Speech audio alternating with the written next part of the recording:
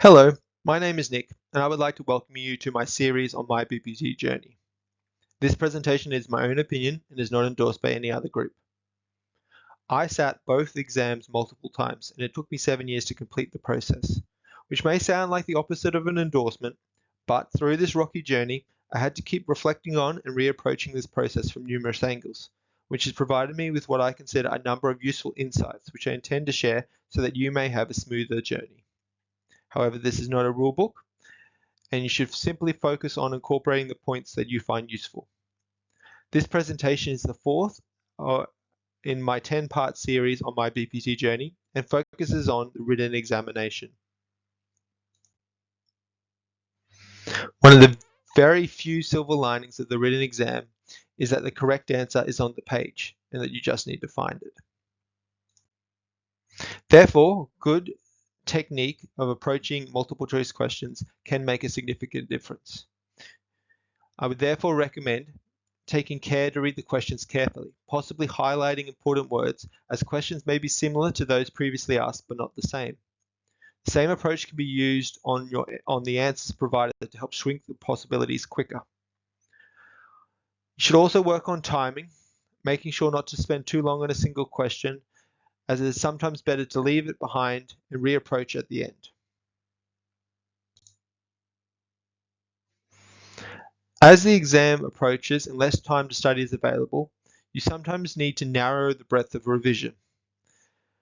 In these moments, I would focus on your weaknesses, as well as play the odds, as some fields of medicine are frequently allocated more questions, or at least are more consistently present in the written exam. With respect to this, Rayos and Johnson in How to Pass the RACP Written and Clinical Exams highlights the topics they consider or name money for jam, which include clinical epidemiology, clinical genetics, pharmacology, and statistics.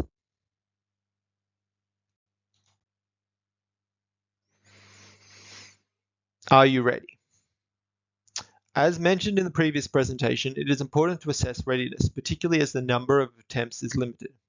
It is, however, also important to mention that many find the experience of sitting the examination to be a highly valued resource for passing in the future, and that many who felt unready still passed the exam after sitting. So this is again a personal reflection that is required.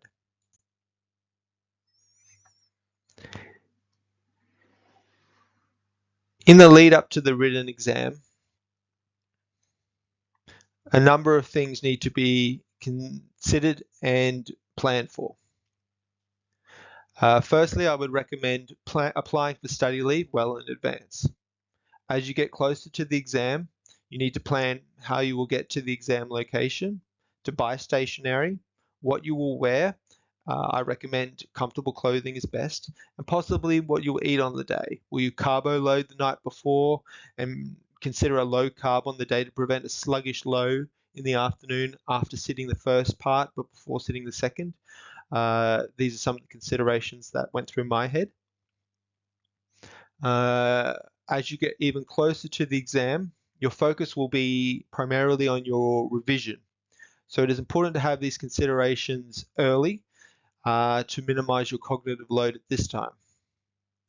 I still advise caution, however, to remember your priorities, as also previously discussed in the first lecture, and to keep doing important non-study related activities, such as physical activities. When it comes to the big day of sitting the written exam, number one is stick to the plan. Sticking to your preparation and sticking to how you approach multiple choice questions. The familiarity of both of these will lower the cognitive load and allow you to focus on staying calm and answering the questions. Staying calm cannot be understated. Some approaches that people use to stay calm include talking to others, avoiding others, deep breathing, and meditation. It is important to know what keeps you calm and to remember that this is your day and you should do what is right for you.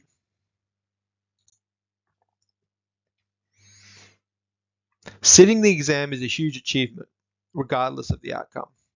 So make sure to celebrate after the exam and to enjoy not studying post.